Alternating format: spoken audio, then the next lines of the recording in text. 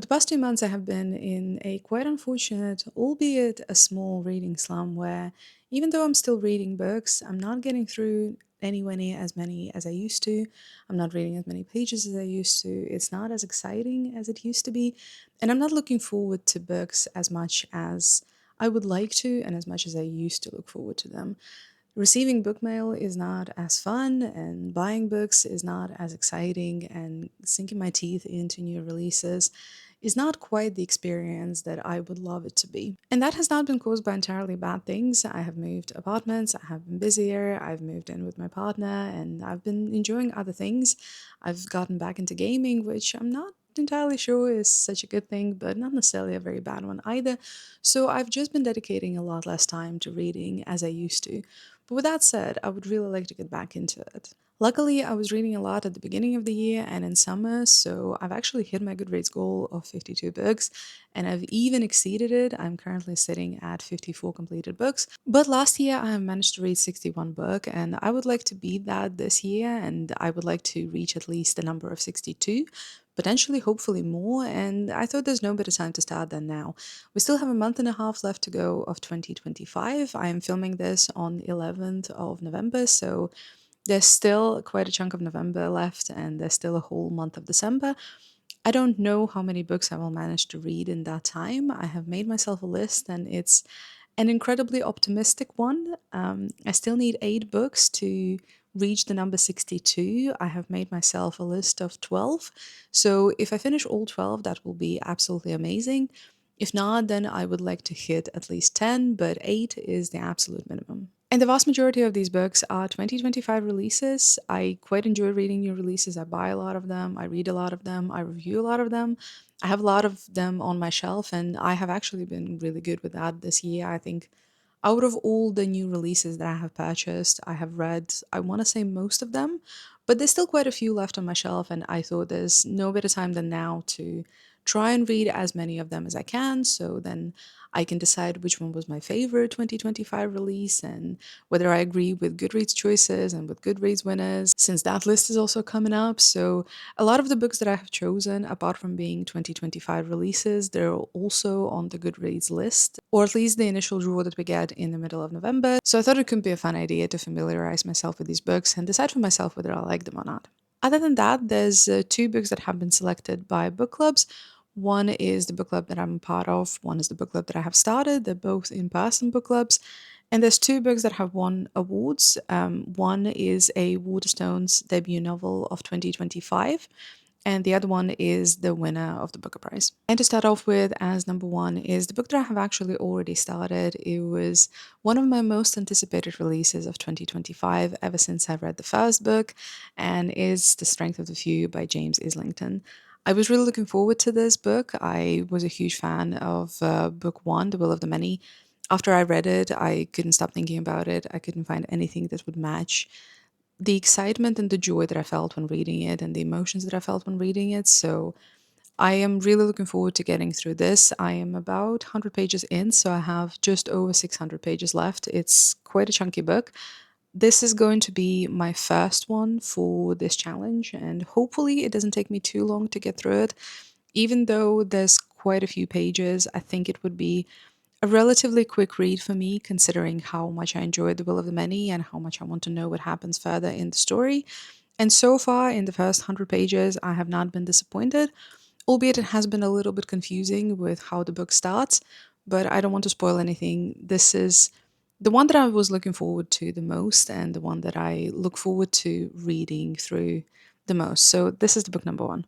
And to follow that, I have 2 book club books, and the first one is my choice for my in person book club, and it's Letters from Father Christmas by Tolkien. This is a collection of letters that his kids were receiving for, I believe, just over 20 years. This is just over 200 pages long, but I can't imagine this will take me that long to get through, as most of the book is either pictures of letters or drawings that were included in those letters. It's an absolutely beautiful edition. I am very happy to own this book, and I'm really looking forward to reading through them. I think it will add to some Christmas anticipation magic, so I'm very excited for this. And the second one is a selection of a book club that I'm a part of. And I don't actually own this book, I'm waiting for it to be delivered to my house. And it's Whaleful by Elizabeth O'Connor. I don't know a lot about the book. It was released in 2024 as her debut novel. I know that it won some awards and it sounds like a historical fiction. It's not a very long book.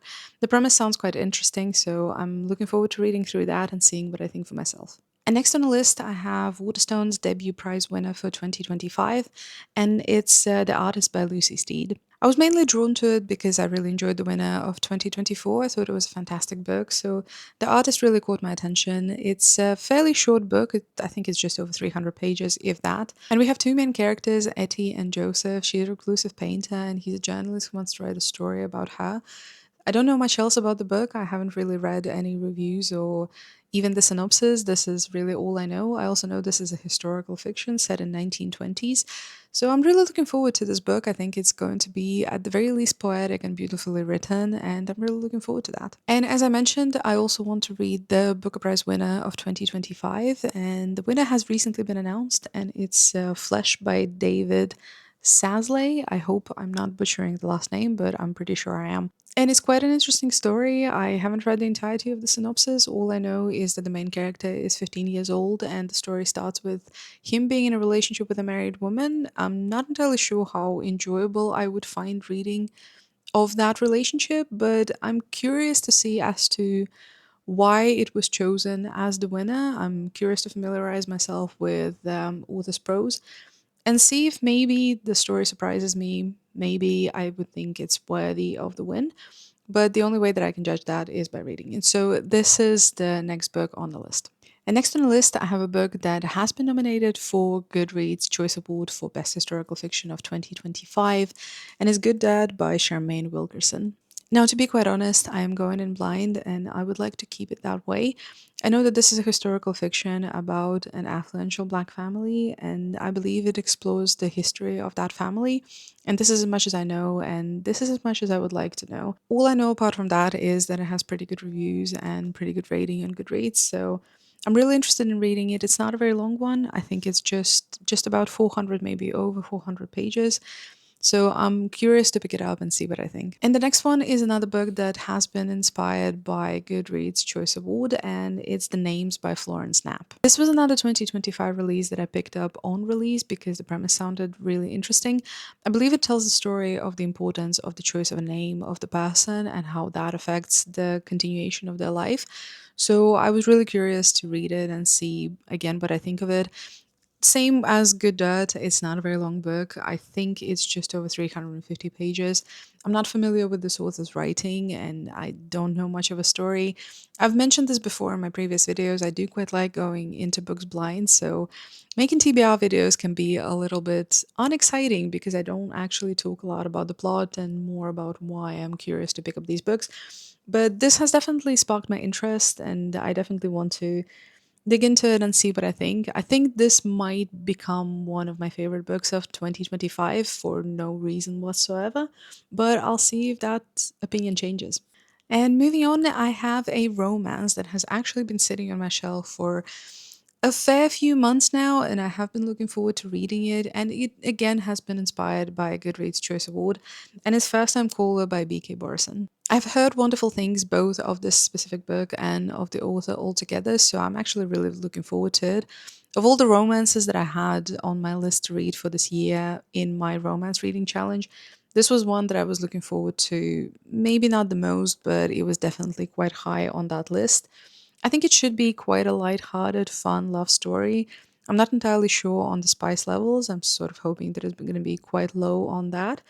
But yeah, I'm definitely looking forward to reading that. I haven't really read a lot of romances this year, despite my own romance reading challenge. I sort of just focused on Emily Henry. So I'm hoping that this might be another win. And the next one is not a genre that I visit very often, and it's again inspired by Goodreads Choice Award. There's no surprise in that.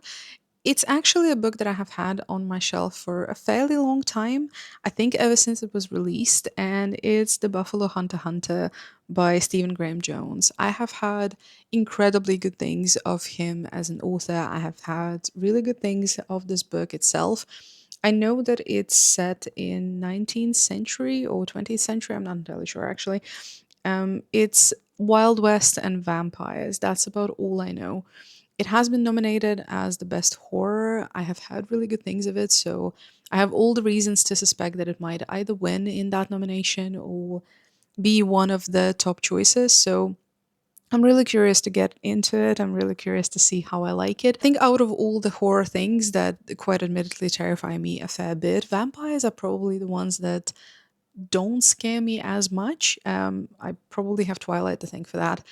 But I'm really curious to see how I find this book, whether I find it terrifying, whether I find it exciting, whether maybe I discovered that actually I have started to enjoy horror in the last couple of years. But this is one that I'm definitely really looking forward to. It's actually quite high on my priority list to read. So this is one that I'm definitely going to try and read in either the end of November or the beginning of December.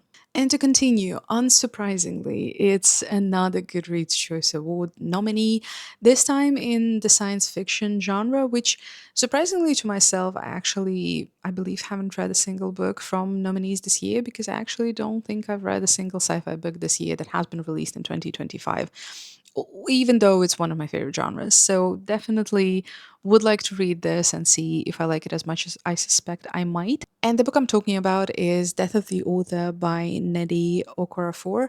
I am incredibly sorry if I'm butchering the last name. I suspect I might. And I'm going to repeat myself. I don't know a whole lot about the book. I know that it's about an author, as it says in the title. And I believe the book is about an author writing a very unexpected book where AI and machines take over humanity. So this definitely sounds like a very interesting premise, especially with how much hate AI has been getting recently and how many conspiracy theories and talks of the end of humanity due to machines taking over have been going on recently. So I'm really curious to see if I like it. I don't know what to expect from the sci-fi award this year. I don't really know if there is an obvious winner. Like I said, I haven't read any of the books. So I'm really curious to read this and see if I think it's worthy of the win. And the next one is definitely a project and a commitment, and I'm not entirely sure whether I would be able to finish it just due to the sheer size of the book. But I have been really looking forward to reading it, and I have all the reasons to suspect that this might become my favorite 2025 release in the fantasy genre. And unfortunately, I haven't had that much luck with fantasy genre this year. I have had a lot of 4 stars. I haven't found my 5 star yet. At least I don't think I have. And the book that I'm talking about is The Raven Scholar by Antonia Hodgson. I have truly only heard good things about it. I haven't had a single bad review. I have had a lot of things saying that this is their favorite book of 2025, that this is the best release of 2025, that this is the most recommended book of 2025. So I'm definitely looking forward to reading it and finding out for myself. Like I said, I'm quite motivated to get through it, but the list is fairly long and this is, I believe, over 600 pages. So I'm not entirely sure if I would just physically have time to get into it. But if I do, I would definitely try to prioritize it and I would definitely try to get through it before the end of the year. And the last book added to the list was quite unexpected. It's one of the latest releases, and it's by the author that I discovered last year and really enjoyed his writing. And the book in question is The Burning Grounds by Abia Mukherjee. I am, again, incredibly sorry if I'm butchering the last name. I'm pretty sure I am. This is actually a part of the series. It's book number 6 in the series. And I believe you can read them as standalones, as they are a murder mystery per book, and there's two detectives trying to solve the mystery and trying to discover what has happened. It sounds incredibly interesting. I really enjoyed his writing when I picked up Hunted last year. I thought the premise was really interesting and I thought his writing was really good. I found it really easy to read, really quick to read, and quite gripping. Unfortunately, I didn't keep my copy. I ended up donating it to charity because at that moment I didn't have a lot of storage space, which I do quite regret right now. I quite like that copy and I would love to have it on my shelves. I hope I enjoyed as much as I did the previous book that I read by him. If I do, I am sure I would love to pick up the series. I have heard really good things of the series and of characters and of his writing, so I would really be curious to familiarize myself more with it and start the series from the very beginning. So, this is my selection of the books for the next month and a half. I am really looking forward to reading every single one of them. I don't know if I would be able to get through all 12. Looking at the stack, it does look like a fair few pages to get through. I made a spreadsheet where I put every single book on the spreadsheet, and the total number of pages is just over 4,500, which puts me at over 100 pages per day, which I don't think is easily achievable for me at the moment. I know when I really want to read and when I really try to read a lot every single day, I can get through that number of pages every single day. Now is definitely not the case, but I will see how much I can do and how far I can get through. It's quite an interesting selection. I think I've done a pretty good job at picking different genres, different stories, different levels of complexity. So I'm really curious to get through all of them. I'm really interested in familiarizing myself with all of these stories. So there's quite a lot of motivation for me to try and get through the list. And I definitely want to fall in love with reading again and find that spark again and find more favorite books and find more five stars of the year. And I think there's quite a lot of potential in this list. And if you are on the same journey of reading however many books you have left on your Goodreads challenge or your own personal challenge, please leave a comment down below and tell me about the books that you're planning to read before the end of the year and how many you have left. And I would love to have a conversation about that. And if any of the books that I have selected for my end of year TBR is also on your TBR, or if any of them are the ones that you've read and loved or read and hated, please let me know in the comments. I would love to know what you thought of these. And I'll see you in the next video. Bye bye.